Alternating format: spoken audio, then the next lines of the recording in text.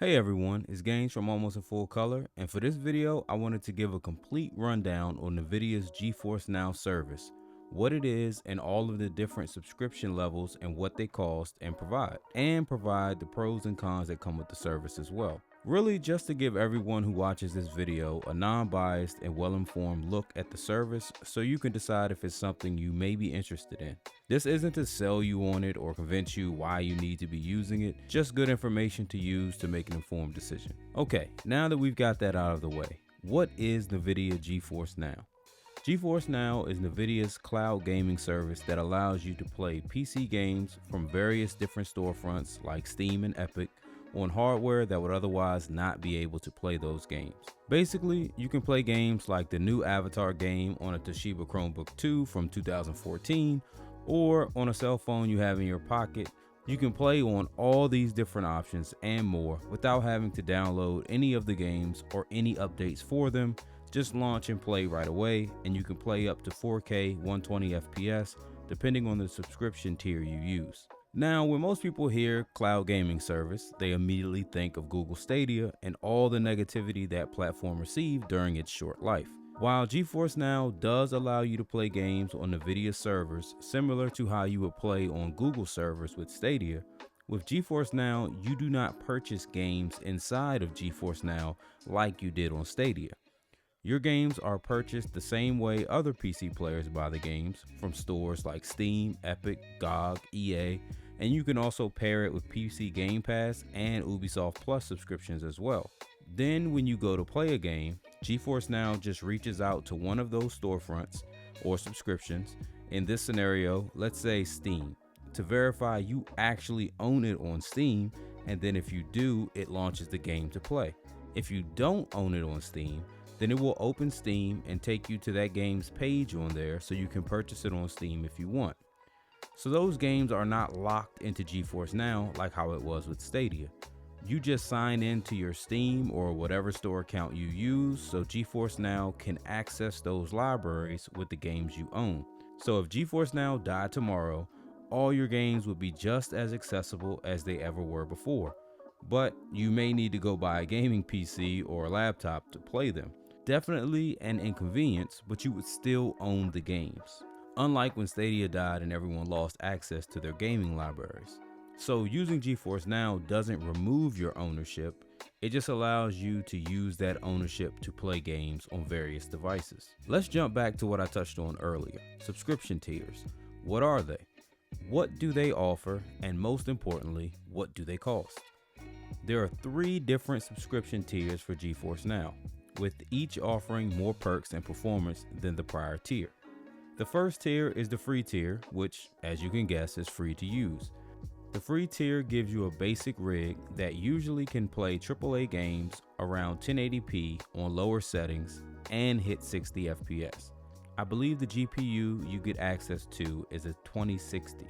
It could be a 1060 by now, I'm not sure. They did downgrade it, I think. You get to play for 1-hour sessions, and you are the last priority in the queue if servers reach capacity. Now you may say, wait, I can only play for an hour a day? That sucks. But a session is not per day, it's per session. Once you hit the hour mark, you can just relaunch the same game or a different one and play again for another hour. You can do that as many times as you want without limits. Now, the biggest drawback, besides the underpowered rig and short session times, is that you will be waiting in a queue to play quite frequently. That's because you are the lowest priority. That wait is based on how many people are playing that also have free tiers, and you will always be jumped in the queue when players with paid subscription tiers log on while you're waiting. Yes, that sucks, but then again, this is free. The next tier up is the priority tier. Priority gives you the ability to use RTX ray tracing and play at 1080p 60 FPS for 6-hour sessions. Again, if you actually play for 6 hours straight, you can just relaunch right after for another 6 hours as many times as you want. You also get to jump all the free tier users in the queue if you get placed in one as well. The priority tier uses 2080 and 3060 cards, I believe, so you can play AAA titles at pretty high settings and still hit the 1080p 60 FPS performance mark too. This tier supports 2-channel stereo and also 2-channel 5.1 surround sound. Priority costs either $9.99 a month, or you can pay for 6 months up front for $49.99, which is roughly about $8.33 per month. If you're someone with a PS5 or an Xbox Series X, then it wouldn't benefit you much to use priority, since those two consoles offer better graphics at the same FPS as well. This tier is mostly for individuals who do not have a current generation console or a gaming PC, but want to play games at a respectable graphical and performance level without the upfront cost of a gaming PC or console. The top tier is Ultimate. This tier is really what makes GeForce Now the ultimate cloud gaming service. I apologize, please do not click off the video for that bad pun. GeForce Now Ultimate gives you the same RTX capabilities you get on Priority, but now you can stream at 4K 120 FPS as well, while running games at max graphical settings. In order to do 4K 120, you will need a device and monitor that supports either HDMI 2.1 or use a DisplayPort cable. You can also stream certain games like Fortnite, Apex, and CSGO, to name a few, at 1080p 240 FPS as well. This tier also supports 2-channel 5.1 and 7.1 surround sound. You get access to the new 4080 GPUs and also get an 8-hour session length. You also jump both free and priority tier users in the queue, and in my experience, very rarely ever get placed in a queue at all. I may have been queued twice in my 3 years of using the service, and it was for like 2 to 3 minutes. This tier actually outperforms both the PS5 and Series X in graphics and performance. Also, crazy enough, it actually has less latency than both of them as well. I don't know how that's possible, but it is. Okay, so now that we've went over the different tiers, let's go over what internet bandwidth you need to play games on GeForce Now. All the following are for playing over either a 5 GHz Wi-Fi connection or wired Ethernet connection. Do not try to play over 2.4 GHz Wi-Fi, it will not work well. Also, you will need a latency or ping of 40 milliseconds or less to a Nvidia data center for a smooth experience. In order to play at 720p 60 FPS, they recommend at least 15 megabits per second of download speed. For 1080p 60 FPS, you need at least 25 megabits per second down. For 1440p 120 FPS, they recommend 35 megabits down, and for 4K 120 FPS, at least 45 megabits down. I will say that I will recommend you double the bandwidth they ask for to account for other devices on your connection that will take up bandwidth. Also, if you are using a PC, you may have other software on your computer that's using some of that bandwidth to perform background tasks you're not aware of, like updates and things like that. Next up is what devices you can use to play games on GeForce Now. Remember that you will need a display monitor that can accept the resolution and frame rate you try to play at as well. For 4K 60 FPS and lower resolutions, you should be fine with the regular HDMI 2.0 cable, but to do 4K at 120, you will need HDMI 2.1 or a DisplayPort cable. On the Mac side, just download the Mac client from the GeForce Now site. All Mac systems made in 2009 and later should be compatible, but for Ultimate, you will need at least Mac OS 10.13.2 and the different devices listed on screen if you plan to use GeForce Now Ultimate to stream at 4K 120 FPS. Now, if you're streaming at 4K 60 FPS or lower, then the Macs made in 2009 and later should be just fine with the Ultimate subscription. Again, if you want that 4K 120, you need to use some of those devices listed on the screen. Streaming at 4K 120 FPS does take a better chip than some Macs had back in 2009. You can use mouse and keyboard, but Apple's Magic Mouse does not work well with GeForce Now, as there are no dedicated left and right click buttons and no scroll wheel, which is used in most games. You should use another mouse that has these buttons for a better experience. Also, the Gamepass listed below will work as well if you want to use controller. Anything not listed may or may not work. The ones on screen have been tested and supported, so those ones are good to go. Also, 5.1 and 7.1 surround sound are supported. For Windows PC, as long as your PC has the specs on screen and a GPU released in 2015 or better, you should be fine running GeForce Now Ultimate at 4K 120. You just need to download the Windows client from the GeForce Now site. You can use mouse and keyboard or any of the known working gamepads listed here. Some other gamepads not listed may work as well, but it is not a guarantee. They may require drivers to be installed before they work with GeForce Now. Also, 5.1 and 7.1 surround sound are supported. Chromebooks that have at least 4 gigs of RAM or more can be used with GeForce Now, and they must be using Chrome browser 77 or later. There is no client to download for Chrome OS. Basically, you are just using the Chrome browser to play GeForce Now. Resolution will be limited to what you can display on the Chromebook or what it can send out to an external monitor. So you would need to check to see what your Chromebook you are playing on can support. You can use keyboard and mouse and also the gamepads on screen. Again, anything not listed has not been tested and may or may not work. Nvidia also makes their own device called the Nvidia Shield TV that you can use with GeForce Now. It is limited to 4K 60 FPS though. You can use USB mouse and keyboards and any of the gamepads listed.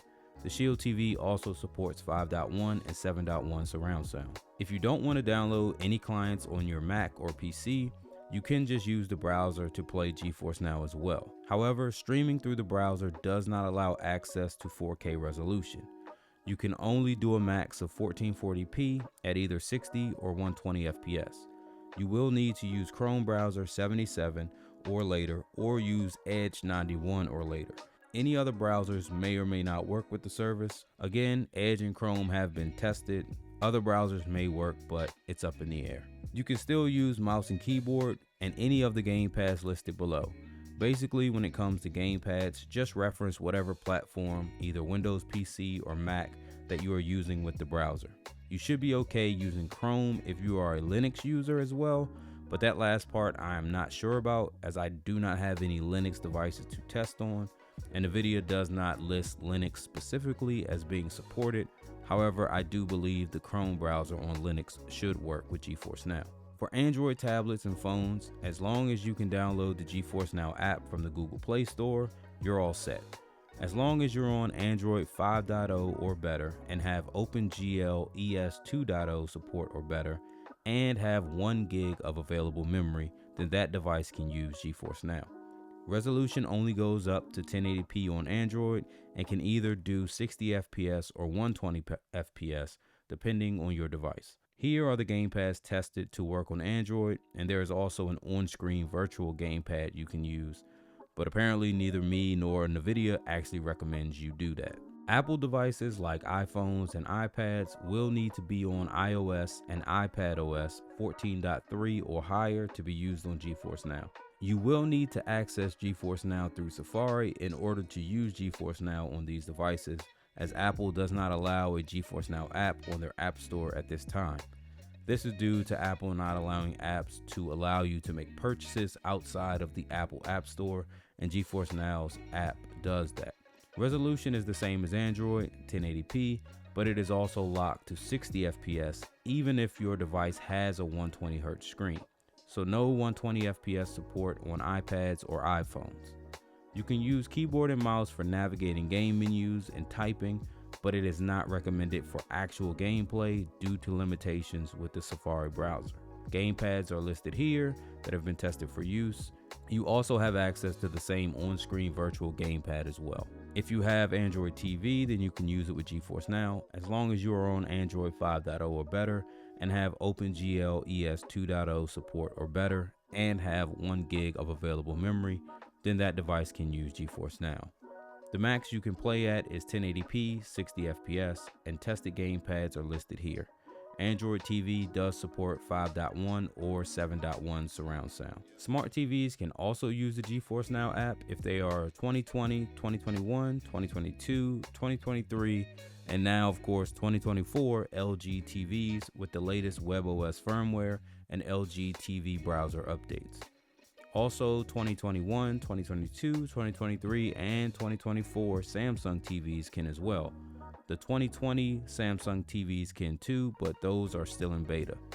On smart TVs, you can stream up to 4K 60 FPS, but 120 FPS, 5.1, and 7.1 surround sound are not available on smart TVs. They do support 2-channel stereo sound. Same as with Safari on the iPhone and iPad, mouse and keyboard can only be used for typing and menu navigation. You must use a tested gamepad listed here for actual gameplay. Okay, so we talked about what devices you can use on GeForce Now, but now let's talk about the different storefronts and subscriptions like PC Gamepass and Ubisoft Connect you can use with the service to actually play games. If you have PC Game Pass or if you have Game Pass Ultimate, which includes PC Game Pass, then you can access those games on GeForce Now without having to purchase them at all. All you need to do is link your Game Pass account to GeForce Now, so GeForce Now can verify you have an active subscription, and then you can play any game on PC Game Pass that has been added to GeForce Now. Nvidia has a ton of Game Pass games already on GeForce Now, but not all of them are there yet. At this time, there are 213 games included on GeForce Now from PC Game Pass. However, they are working quickly to bring more on and add more titles every Thursday. One drawback is that you will need to log into your Microsoft account each time you launch a game on GeForce Now that you want to play with your Game Pass subscription. Nvidia is working to do auto logins like they do with Steam, but it's still not finished yet. Ubisoft Connect works just like PC Game Pass on GeForce Now, where any game that is added to GeForce Now and is a part of Ubisoft Connect, you can play without purchasing it. Currently, there are 89 games added to GeForce Now that are included with Ubisoft Connect. Unlike PC Game Pass, once you link your Ubisoft Connect account to GeForce Now, you will not need to log in every time you launch a game. Once you sync it to GeForce Now, it will launch automatically without you prompting for any login information. I ended up using a month of Ubisoft Connect for $15 to play the new Avatar game. It's a pretty good deal if you can beat it in 1 month because you can just cancel the subscription after you're done with the game. But even if you decided to keep the subscription, there are some really good games on there to tackle, including various Splinter Cell games, The Division 2, Far Cry 1 through 6, Watch Dogs 1 and 2, and like every Assassin's Creed game, just to name a few. Combining the 2 subscriptions of PC Game Pass and Ubisoft Connect will give you 302 games to play without having to purchase any individual games. As for digital storefronts, you can use Steam, Epic, GOG, and EA to purchase games to play on GeForce Now. Your entire Steam library can be synced with GeForce Now, and it will add games you purchased on Steam that are available on GeForce Now directly to your library of games on GeForce Now. Epic, GOG, and EA do not support adding purchased titles automatically to your library on GeForce Now, nor do they support auto login, so you will have to add games you buy manually to your GeForce Now library and sign in each time you want to launch one of those games. Epic does support Fortnite being added and auto sign in for Fortnite as well, because it's Fortnite. Okay, and now we've talked about everything you can use to play GeForce Now. Let's jump into what are some of the pros of the service, and then we're going to touch on the cons. The biggest pro of the service is really its performance and visual quality. If you're someone who isn't a PC gamer with a top-of-the-line gaming rig, it really will be an eye-opener how well games run on this service. If you are already a PC gamer with a top-of-the-line gaming rig, it may not be a one-for-one match, but the fact that you are getting that performance and visual fidelity through nothing more than an internet connection is pretty impressive. Pairing this service with a device that can output 4K 120 FPS and a strong internet connection is an amazing experience. It really is mind-blowing how they're able to even accomplish this via cloud gaming. Another pro is something I touched on earlier, game ownership. Ownership is always at the forefront of any discussions about cloud gaming. People do not want to feel like they do not own the games they buy, and that makes sense. With GeForce Now, you have the same ownership as any other PC gamer does. You buy your games through an online store like Steam, and you can play that game via GeForce Now or locally on any PC you have that is capable of running it as well. You don't need to buy multiple copies of the game to use it locally on PC and GeForce Now. The same copy works for both, which is a huge win. I personally use mine with my ROG Ally, so I can play my games even when I'm somewhere without internet. Then when I get back to a stable internet connection, I can pick right up where I left off on GeForce Now for better performance than what the Ally can offer me locally. The next pro is for people who have handheld PCs like the Steam Deck or the ROG Ally like myself. The biggest hurdle on those devices is getting the best performance, but also maintaining an acceptable battery life. Using these devices on GeForce Now greatly increases the performance, far higher than anything those devices could do with their local chipsets, and all while providing even longer battery life at the same time. The onboard chipsets barely work much at all to maintain the stream coming from GeForce Now, so it can really be a great thing to use in tandem with these devices. GeForce Now provides the resolution and performance, and these devices can provide offline gaming when GeForce Now isn't an option. It really is a great symbiotic relationship. Another huge pro is the cost savings you get while using GeForce Now, even on the Ultimate tier. Ultimate tier runs about $200 a year, but you get access to a Nvidia 4080 GPU, which launched at $1,200. That means it will take 6 years of GeForce Now to equal one purchase of a 4080 card. Nvidia also does a great job of making sure the latest 80 series GPU is brought to GeForce Now service. When the 3080 was released, Nvidia started upgrading GeForce Now to use those 3080 cards as well. It did take about 4 to 6 months to get them fully rolled out over all servers, but they did it. Then once the 4080 cards released, they did the same thing. If you purchased both of those cards over the 2-year span they released, you would have spent over $2,000 in that same amount of time. Also, considering all the savings with electricity costs of running a top-of-the-line gaming rig, you really can save a lot of money using GeForce Now. Storage management is another pro of the service. Since there are no downloads or patch installations, you can free up your device's storage for other things. Games that are 100 plus gigs won't need to be downloaded on your device, eating up your hard drive. Once a game is released, you just jump right in and play, no downloads required. And if you're using a device like a handheld PC, you can save that hard drive space for your main games that you want to be able to play even when you're not online. Also, you can switch between devices while playing a game as well. For instance, if you are playing a game on GeForce Now on your PC and then you want to jump over to your phone, you can just launch that game on your phone using GeForce Now, and the session will jump over to your phone and pick up right where you're at. Think of it like playing docked on a Switch and then deciding to undock it and play handheld. Same concept, however, not as quick as undocking a Switch, of course. Saves also carry over across devices as well due to cloud saving. So if you're playing a Steam game or PC Gamepass game somewhere else and decide to launch it on GeForce Now, your save data will carry over as well. So you don't need to have 2 separate save files or start all over just because you decided to play on GeForce Now, or if you decided to pick the game up locally instead of playing on GeForce Now. Now, with all that being said, no service is perfect, and GeForce Now definitely is not perfect. One of the biggest cons is actually tied into one of the pros: patching. When GeForce Now is patching a game due to the developers releasing a new patch to fix or expand on the game, that game is offline until the patch is completed. You as the user do not install patches on GeForce Now. Nvidia installs them on the server side, and until they do that and roll it out everywhere, that game cannot be played. Normally, this only takes a few hours or so, but if there are any issues, it can last longer. Also, games that are played less on the service can go into longer maintenance times due to lack of priority and be offline for days, weeks, or in rare cases, months.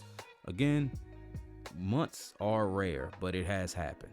Another con is that if you're using GeForce Now as your sole gaming service or platform, then anytime you are without internet, you are without games. Now, this should be a given, seeing as it is a cloud gaming service, but I just want to reiterate, if you use only GeForce Now, then be prepared to not have anything to play if something happens to your internet service, or if your game on GeForce Now is down for maintenance. Latency is another issue you could run into. Not because of GeForce Now, but because of your internet service provider, your routing equipment, or even your device yourself. Streaming games is a lot more demanding than streaming video over YouTube. So there are times people think because they have the download speed required, they should be okay. Then they find out that the service is not working well with them. You can have issues in various places, and in my experience, 95% of the time, the issue is on your end and not GeForce Now. But it's still an issue and will plague you until it's resolved. One way to see if it is GeForce Now is that everyone on that server you connect to will be complaining, and there will be Reddit posts about that server being slow or being down. Also, you can check server status on the GeForce Now site as well to check to see if something is wrong with that server. Now, hopefully this helps people in their decision if they ever find themselves wondering if GeForce Now is right for them. Again, I want to say that GeForce Now is not all or nothing. Just because you play on GeForce Now does not mean you cannot play those games locally too. If your gaming rig is, say, still on a 2080 and you're looking to get better performance without having to upgrade to a new 4080 card, you can just use GeForce Now to play at the 4080 level without spending 4080 money. Then if something happens to your internet, or if that game is patching on GeForce Now, you can play it locally using your 2080 at lower settings until that game is finished patching on GeForce Now or your internet connection is restored. I feel like that just about wraps up everything I wanted to touch on in regards to GeForce Now. If there's anything you feel I missed or you have any questions about, please leave a comment below. As always, we appreciate everyone who watches these videos and supports the channel. Catch you in the next one. Peace.